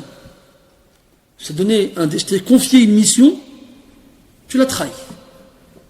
Puis après, avec le temps, Nu'man, il est là avec le prophète, il entend dire que parmi les attitudes de l'hypocrite, le Ghadr, quand il promet, il trahit. Et il lui a fait comprendre que la trahison, elle était même dans les choses qui peuvent paraître insignifiantes aux yeux des enfants. Comme manger du raisin qui lui a été confié pour sa mère. Si tu peux être un traître dans ça, qu'est-ce qu'on va dire dans les choses grandes après? Et là, l'enfant, il grandit avec la valeur des choses. Pas besoin de prendre la ceinture, ou bien la babouche, ou bien l'antenne de la voiture, ou bien le câble électrique. Bon, je vais arrêter d'en parler, vous allez vous dire qu'il a souffert que petit biscuit. Le muhim. Donc voilà, il lui dit, fais avec lui comme tu fais avec ton enfant, et frappe-le comme tu frappes ton enfant. Parce qu'il y a des gens, si jamais ils ont des enfants qui ne sont pas eux chez eux, ils vont se dire, bah, c'est pas mon fils, il va casser ma voiture, ou là il va casser la télé, ou là il va faire un trou dans le mur, ou là il va faire des choses de ce genre-là. Ah, lui, il va voir. Là. Non, c'est à partir du moment où cet enfant il est chez toi, tu dois t'en occuper, tu dois te l'éduquer, tu ne peux plus faire de différence entre lui et tes propres enfants. Dis-toi que si c'était ton fils, tu aurais fait comment avec lui? Tu ne dois pas lui faire plus avec lui que tu aurais fait avec ton propre enfant. Ou bien le frapper alors que tu n'aurais pas frappé ton enfant. Si dans une situation tu te dis quoi, bon allez, je n'aurais pas tapé mon enfant, mais comme c'est pas mon enfant, moi je vais le taper, là tu n'auras pas été bon envers l'enfant, envers cet orphelin-là. Et il faut taper dans le sens de corriger, et dans le but d'éduquer. Si on tape dans le but de faire mal, juste pour se défouler sa colère, non, ça on ne le fait pas. C'est comme ça qu'il faut voir les choses. Taper dans un but d'éducation pour corriger, et pas frapper avec violence dans un but de se défouler. Parce que, franchement, quand les gens ils s'acharnent sur leurs enfants, c'est pour l'éduquer ou c'est parce qu'ils sont en colère contre eux et ils veulent comment on dit, birdul ghdaïd. Ils sont chauds, ils veulent se refroidir. Ni plus ni moins, ils s'en fichent, lui. Demain, qu'est-ce qui se passe? Il a une épaule cassée ou là, il a une... Moi, il a la clavicule, il a 38 ans aujourd'hui. Il a sa clavicule, elle est fracturée. Son père, il lui a cassé la clavicule. Il est, comment on dit, il louche. À cause d'une gifle que son père lui a mis. Une gifle. Imagine-toi une gifle tellement comment elle était forte, à la fin, il louche. Toute sa vie, il va avoir des problèmes à cause de ça. Un lâche. Pourquoi on a rêvé jusque-là? Et c'est pas comme ça que le prophète nous a demandé de faire avec nos propres enfants. Et c'est pas comme ça qu'on est bon envers l'orphelin qui nous a été confié. Comme l'orphelin c'est une cause pour être au paradis avec le prophète, ça peut aussi être une cause pour aller en enfer. ومن ذلك أكل أموال اليتامى بغير حق قال الله تعالى إن الذين يأكلون أموال اليتامى ظلما إنما يأكلون في بطونهم نارا وسيصلون سعيرا. Ceux qui mangent les biens des orphelins injustement ne font que remplir leur ventre avec du feu et ils seront brûlés en enfer. Donc oui, l'orphelin, c'est une cause énorme pour entrer au paradis. Mais ça peut aussi être une cause terrible pour aller en enfer. Qu'est-ce qu'il y a? Aussi, j'ai entendu, il y avait une histoire où en fait c'était un homme qui était dans le désert. C'est long ou c'est court? Non, c'est court. Vas-y. Il avait donné à boire un chien qui était assoiffé. Il est allé au paradis grâce à ça. Et il y a une femme qui a laissé un chat souffrir et elle est allée en enfer. Exactement. Voilà, c'est très bien. C'est très bien. Ça, c'est un chien ou un chat. Et à cause de ça, ils sont été au paradis ou ils ont été en enfer. Qu'est-ce qu'on doit dire alors avec des enfants? أضحك الله سنك. قال رحمه الله تعالى: باب فضل المرأة إذا تصبرت على ولدها ولم تزوج. قال رحمه الله: حدثنا أبو عاصم عن نهاس بن قهم عن شداد أبي عمار عن عوف بن مالك رضي الله عنه عن النبي صلى الله عليه وسلم قال: أنا وامرأة سفعاء الخدين، امرأة آمت من زوجها فصبرت على ولدها كهاتين في الجنة. أنا على النبي صلى الله عليه وسلم وامرأة سفعاء الخدين، يعني في وجهها آثار سوداء. هذا لا يدل على أنها سوداء، وإنما أصبح في وجهها شيء من السود لعدم التفاتها إلى نفسها ولتركها التزين. علاش؟ لأنها امرأة آمت من زوجها، يعني مات عنها زوجها وآثرت ألا تتزوج بعده. لماذا؟ لأجل أن ترعى حق ولدها، لأجل رعاية حق ولدها، لأنها خافت لو تزوجت أن يشغلها زوجها عن أطفالها. وهذا يذكرنا بشأن أم هانئ بنت أبي طالب رضي الله عنها، أخت علي رضي الله عنه. خطبها النبي صلى الله عليه وسلم فأبت، فقيل له: ولماذا؟ لأنها كانت أرملة ذات أيتام، فخشيت لو تزوجت إما أن يشغلها أولادها عن حق زوجها أو أن يشغلها زوجها عن حق أولادها، فآثرت البقاء وحيدة بدون زوج حتى لا تهمل حق أحد. والتي تؤثر أولادها على نفسها حتى تركت الزينة، مع أن التزين مما طبعت عليه النساء. قال الله تعالى: أومن ينشأ في الحلية وهو في الخصام غير مبين. وفي قراءة: أومن ينشأ في الحلية، يعني المرأة تنشأ من صغرها في الحلية، تميل نفسها إلى التزين والحلي، تحب أن تضع في أذنيها حلقات، وأن تلبس أصابعها خواتم، وكذلك أن تزين ذراعيها الديباج وهكذا. فهي تركت الزينة وأبت أن تتزوج لأجل ماذا؟ لأجل مراعاة حق أطفالها حتى لا يضيعوا. وكذلك في حق المطلقة. وقد سبق معنا أن الأرملة عند بعض اللغويين هي التي لا زوج لها، سواء كانت عازبة أو مطلقة أو أرملة.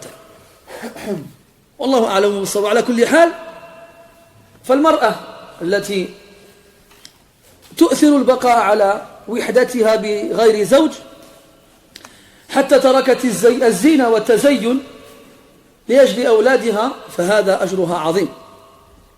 حتى أخبر النبي صلى الله عليه وسلم أنها معه في الجنة كهاتين، وأشار بالسبابة والتي تليها أي الوسطى، كما كان شأن كافل اليتيم.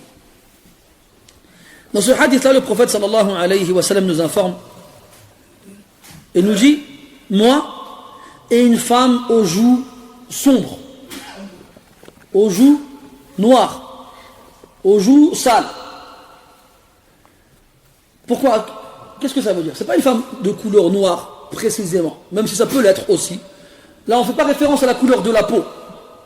On fait référence à ce qu'il y a dessus. Vous savez, les femmes, dans leur nature, elles aiment s'embellir et se faire belles et porter des bijoux. Comme Allah dit dans le Coran, en parlant des femmes, dès leur plus jeune âge, elles sont attirées vers les parures.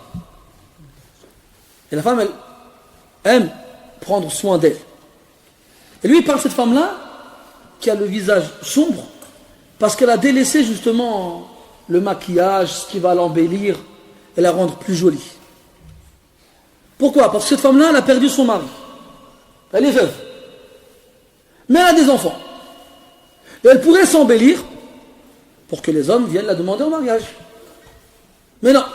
Elle préfère rester comme elle est, sans chercher à se faire plus belle, sans chercher à intéresser les hommes, et donc sans chercher à vouloir se remarier. Pourquoi? Parce que elle veut s'occuper de ses enfants. Elle a peur qu'en se remariant, son nouveau mari prenne tellement de place qu'elle ne puisse plus s'occuper de ses propres enfants. Et ça nous rappelle une femme chez les compagnons qui s'appelle Hani, qui était la grande sœur de Ali ibn Abi Talib radiyallahu anhuma, et en même temps la cousine du prophète alayhi salatu wassalam. À la conquête de la Mecque, le prophète sallallahu alayhi wa sallam l'a demandé en mariage et elle a refusé. Alors que les femmes s'offraient au prophète sallallahu alayhi wa sallam. Et pourtant, comme Allah dit dans le Coran en parlant des épouses du prophète, وَأَزْوَاجُهُ أُمَّهَاتُهُمْ. Donc les épouses du prophète sont les mères des croyants. Et que les femmes du prophète sallallahu alayhi wa sallam, Allah leur a promis une immense récompense. ومن يقنت منكن لله ورسوله وتعمل صالحا نؤتيها أجرها مرتين. Allah il leur multiplie la récompense par deux. Donc la vertu et le mérite que la femme du prophète a, elle est immense. Et Hani, elle est consciente de ça. Et malgré ça, elle refuse la demande en mariage du prophète alayhi salatu wassalam. Pourquoi? Parce qu'elle était veuve. Elle avait des orphelins. Ses enfants, c'était des orphelins, parce que leur père il est mort et c'était encore en bas âge. Elle a refusé de se marier parce qu'elle avait peur qu'en se mariant, en s'occupant des droits de son mari sur elle, elle néglige les droits de ses enfants. Ou elle avait peur qu'en s'occupant des droits de ses enfants sur elle, elle néglige les droits de son mari. Et Allah nous ordonne de donner à chaque détenteur de droit son droit. Que chacun il donne à celui qui a un droit sur lui son droit. C'est pas parce que tu donnes ton droit à un que tu dois négliger le droit de l'autre. Il faut donner à chacun son droit. Wa alaykoum salam. Donc elle a eu peur. Elle a préféré refuser cette offre-là. Et donc forcément, le prophète dit sallallahu alayhi wa sallam dans un hadith, Man taraka shay'an lillahi awwadahu khayran mimma tarak. Ou comme celui qui délaisse chose pour Allah, Allah lui remplace par mieux que ce qu'il a délaissé. Donc si elle a refusé de se marier avec le prophète pour ses propres enfants de peur de les négliger, alors forcément elle doit recevoir en échange une grande récompense. Et là, après, cette femme-là, qui a délaissé l'embellissement de son visage, qui prend plus soin d'elle, une femme qui a perdu son mari, et qui patiente pour ses enfants. Sabrat ala mada. Sur quoi elle patiente? Sur le fait de ne pas avoir d'enfant, de mari, pardon. Alors que les femmes, elles sont comme les hommes. Les femmes sont les sœurs des hommes. Comme l'homme il est, la femme aussi elle est. Il y a des différences entre eux. بينهما عموم وخصوص وإلا في الأصل فهم سواء فيما يعترونه. Donc entre eux il y a des différences effectivement, mais sinon en termes d'humains ils sont humains. Ils ont des envies et ils ont des besoins. Notamment la femme qui a déjà été mariée et qui a connu l'intimité conjugale, puis qui perd son mari suite à une mort ou un divorce. Donc elle se retrouvera seule. Et la femme, elle se remarie dans le cas où elle a des besoins qu'elle ne peut pas satisfaire toute seule. Mais si elle refuse de se remarier pour ses enfants, ça ne veut pas dire pour autant qu'elle n'aura plus de besoin. Mais comme elle sera seule, elle ne pourra pas les satisfaire. Alors à ce moment-là, elle devra patienter. Elle devra patienter. C'est comme dans le hadith, où le prophète il demande aux jeunes de se marier, ça va leur permettre d'être plus chastes. Puis il dit après, et celui qui ne peut pas se marier, qu'est-ce qu'il doit faire? Il jeûne. Il jeûne. Ce sera pour lui une protection. Ça lui permettra de patienter. Elle doit patienter toute seule. On a dit armala en arabe, la veuve, ça vient de l'irmal. Et l'irmal c'est le faqr. Parce que في الغالب الأرملة تكون فقيرة بعد ضياع ميراث زوجها وفقدانه. Parce que le mot armala en arabe qui veut dire veuve tire son origine en arabe du mot irmal qui veut dire pauvreté. Pourquoi on appelle la veuve pauvre? Parce que généralement les veuves finissent pauvres. Même si leur mari leur laisse leur part de l'héritage, les femmes généralement, surtout cette époque-là, elles restaient chez elles, elles ne travaillaient pas, donc elles étaient vite dans le besoin. C'est pour ça que généralement aussi elles se mariaient. Donc le besoin n'est pas seulement physique, il peut aussi être d'ordre pécunier, financier. Donc elles avaient besoin de se marier, elles se remariaient. Wa shar'an, quand une femme, notamment divorcée, elle se remarie, elle perd la garde des enfants. Divorcée, la garde elle revient au père. Après si elle est veuve, c'est autre chose. Mais à la kulli hal, elle doit patienter. Si elle refuse de se remarier et donc de rester toute seule avec des enfants en bas âge, dans la pauvreté, dans le besoin, que ce soit physique ou financier, elle devra faire preuve de patience. Et celui qui fait preuve de patience, sa récompense sera immense. Allah dit dans le Coran, Innama yuwaffa as-sabiruna ajrahum bighayri hisab. Certes, la récompense de ceux qui patientent sera rétribuée pleinement, sans aucune restriction, sans aucun calcul. Alors le prophète dit que la femme qui délaisse l'embellissement et qui a perdu son mari et qui patiente dans l'adversité et la difficulté pour ses enfants, elle sera avec lui au paradis comme ces deux-là. Et il a montré son index et son majeur. Comme il avait parlé aussi avec celui qui s'occupe de l'orphelin. Celui qui s'occupe de l'orphelin, il sera avec lui au paradis comme ces deux-là, en montrant l'index et le majeur. Est-ce qu'il les a joints ou bien est-ce qu'il a laissé un espace entre eux? En fonction des versions du hadith, on a les deux. Mais dans tous les cas, ça indique la proximité, qu'ils seront très proches l'un de l'autre. Car on a dit que le prophète occupera une place au paradis que personne d'autre n'occupera en dehors de lui. Donc il ne sera pas avec lui au même endroit exactement, mais il sera proche de lui comme l'index il est proche du majeur. Wallahu a'lam. نزيد حديثا أخيرا قبل أن نختم الدرس. قال رحمه الله باب أدب اليتيم. حدثنا مسلم قال حدثنا شعبة عن شميسة العتكية قالت ذكر أدب اليتيم عند عائشة رضي الله عنها فقالت إني لأضرب اليتيم حتى ينبسط. الأدب المراد بالأدب هنا هو التأديب أي الضرب لأجل التربية. فقالت عائشة سئلت عائشة عن كيفية أدب اليتيم كيف يؤدب لو أساء الفعل أو القول كيف يؤدب كيف يضرب. قالت إني لأضرب اليتيم حتى ينبسط.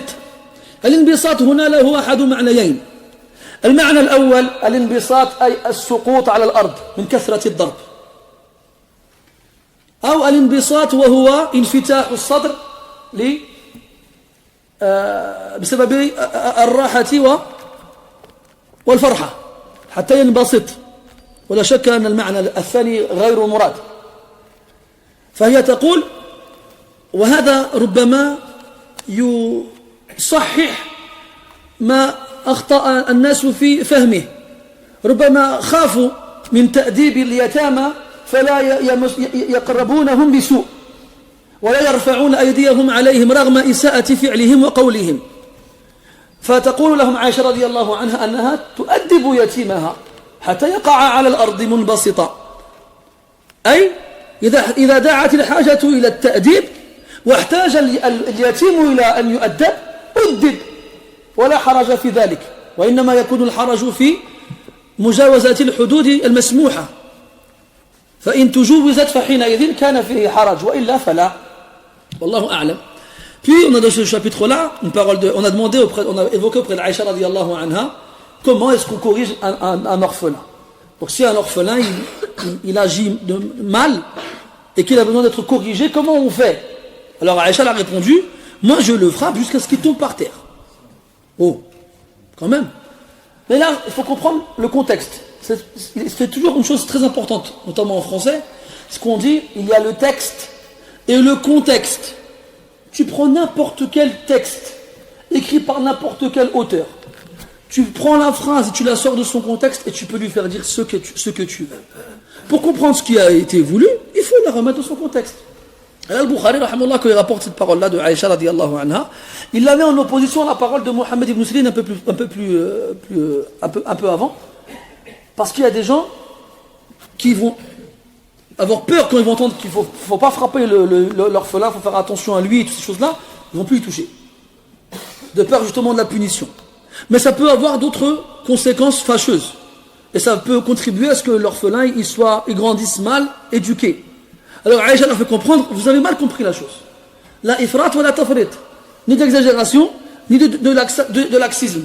C'est-à-dire, on ne va pas le frapper pour rien, on ne va pas le frapper exagérément, mais s'il le faut, il le fera. On le fera. Et quand on parlait de frapper, on répète et on précise qu'il y a frapper dans un but de correction pour l'éducation, et il y a frapper dans un but de violence pour se défouler. Et ça, malheureusement, c'est ce qu'on a connu, nous. Maintenant, corriger pour que l'enfant il comprenne et qu'il se redresse après avoir mal agi, là, c'est autre chose. Dans les limites, bien entendu, du raisonnable, comme on l'a dit, une tape sur la main, ou encore une fessée, ou bien comme Aïcha, dans certains contextes, s'il a pris la voiture, il est rentré dans un poteau, par exemple. Hein, parce que nous, quand on parle comme ça ne nous parle pas. Mais dès que ça touche à nos affaires personnelles, là, on comprend. Là. Quand tu rentres chez toi, ta voiture, elle est dans le poteau, et qu'est-ce que c'est? Le petit, il a pris la voiture, il a voulu faire un tête à queue, il s'est retrouvé dans le poteau. Là, tu as beau être le plus pacifique du monde, tu vas faire des étincelles. Donc, les kulli maqamil maqam, ça ne veut pas dire pour autant qu'on encourage ces choses-là, bien entendu, non. Il ne faut pas frapper un enfant pour défouler sa colère. C'est pas ça le but. Il faut corriger, éduquer. Et ça n'implique pas, ça ne rime pas avec la violence et la maltraitance. Wallahu ta'ala a'lam. سبحانك اللهم وبحمدك أشهد أن لا إله إلا أنت نستغفرك ونتوب إليك صلى الله على نبينا محمد وعلى آله وأصحابه أجمعين والحمد لله رب العالمين وبارك الله فيك.